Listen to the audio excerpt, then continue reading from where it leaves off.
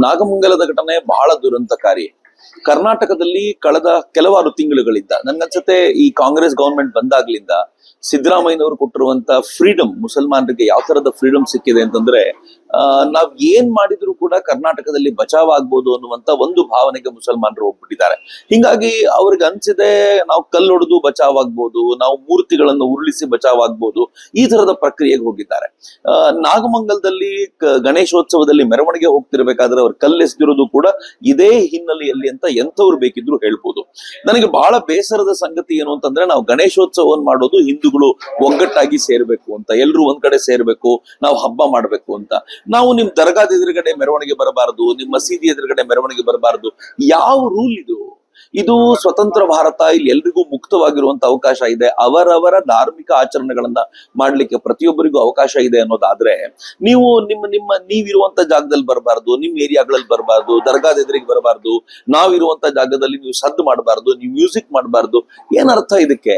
ನೀವು ಪ್ರತಿನಿತ್ಯ ಬೆಳಗ್ಗೆ ಅಜಾನ್ ಕೂಗ್ಬೇಕಾದಾಗ ನಮ್ ದೇವರೊಬ್ಬರೇ ಸತ್ಯ, ನಮ್ ದೇವರೊಬ್ಬರೇ ಇರೋದು, ಇನ್ಯಾವ ದೇವರು ಇಲ್ಲ ಅಂತ ನೀವು ಹೇಳ್ತೀರಾ ಅನ್ನೋದಾದ್ರೆ, ಅದನ್ನ ಸಹಿಸ್ಕೊಂಡು ಒಬ್ಬ ಹಿಂದೂ ಇರಬೇಕು ಅಂತ ನೀವು ಬಯಸ್ತೀರಾ ಅಂತಾದ್ರೆ, ನೀವು ಒಂದು ಚೌತಿಯ ಸಂದರ್ಭದಲ್ಲಿ, ಒಂದು ಹನುಮಾನ್ ಜಯಂತಿಯ ಸಂದರ್ಭದಲ್ಲಿ ಒಂದು ಮೆರವಣಿಗೆ ಹೋಗೋದನ್ನ ಸಹಿಸ್ಕೊಳ್ಳಿಕ್ ಆಗೋದಿಲ್ಲ ಅಂತಂದ್ರೆ ಏನ್ ಅರ್ಥ?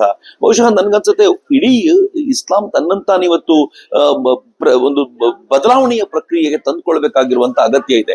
ಇಲ್ಲದೆ ಹೋದ್ರೆ ಈ ತರುಣರು, ಇಸ್ಲಾಮಿನ ತರುಣರನ್ನ ಅವರಿಗೆ ಈ ತರದ ಸರ್ಕಾರಗಳು ಬೆಂಬಲಿಸುವಂತ ಪ್ರಕ್ರಿಯೆ ಇದೆಯಲ್ಲ, ಇದು ಬಹಳ ದುರಂತಕಾರಿ. ನಾನು ಈ ಸರ್ಕಾರವನ್ನ ಮತ್ತೊಮ್ಮೆ ಪ್ರಶ್ನಿಸಬೇಕು, ಬರೀ ಈ ವಿಚಾರದಲ್ಲಿ ಅಷ್ಟೇ ಅಲ್ಲ, ಇವ್ರ ಈ ಹಿಂದೆಯೂ ಕೂಡ ಈ ಕಿಷ್ಕಿಂಧ ಭಾಗದಲ್ಲಿ ರಾಮನ ಬಾಣದ ತರದ, ಬಿಲ್ಲು ಬಾಣಗಳ ತರದ ಒಂದು ಲೈಟ್ ಕಂಬವನ್ನು ಮಾಡಿದ್ರೆ ಅದನ್ನ ತೆರವುಗೊಳಿಸಬೇಕು ಅನ್ನೋ ಪ್ರಯತ್ನ ಮಾಡಿದ್ದು.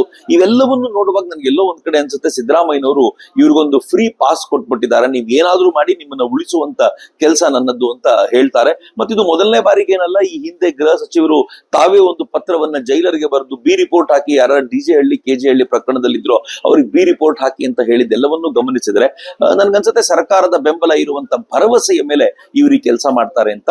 ಸಿದ್ದರಾಮಯ್ಯನವರು ತಾಕತ್ತಿದ್ರೆ, ಅವರಿಗೆ ನಿಜವಾಗ್ಲೂ ತಾಕತ್ತು ಅನ್ನುವಂತಿದ್ರೆ, ಸಾಮರ್ಥ್ಯ ಅನ್ನುವಂಥದ್ದಿದ್ರೆ, ನಿಜವಾಗ್ಲೂ ಲಾ ಅಂಡ್ ಆರ್ಡರ್ ನ ತರಬೇಕು ಅಂತಿದ್ರೆ, ಯಾರ್ಯಾರು ಕಲ್ಲೆಸಿದ್ರೋ ಅವ್ರ ಮೇಲೆ ಯೋಗಿ ಆದಿತ್ಯನಾಥ್ರು ಮಾಡಿರ್ತಾರ ಬುಲ್ಡೋಸರ್ ತರದ ಒಂದು ಪ್ರಕ್ರಿಯೆ ಅಂತಂದು ಅವ್ರ ಮನೆಗಳನ್ನ ಉರುಳಿಸಬೇಕು. ಕರ್ನಾಟಕದಲ್ಲೂ ಕೂಡ ಈ ತರದ ಪ್ರಕ್ರಿಯೆ ಜಾರಿ ಆಗೋ ತರ ನೋಡ್ಕೋಬೇಕು. ಬಟ್ ಐ ಡೋಂಟ್ ಥಿಂಕ್ ಆ ತರದ ಸಾಮರ್ಥ್ಯವನ್ನ ಈ ಸರ್ಕಾರ ಪ್ರದರ್ಶಿಸುತ್ತೆ ಅಂತ ನನ್ಗನ್ಸಲ್ಲ.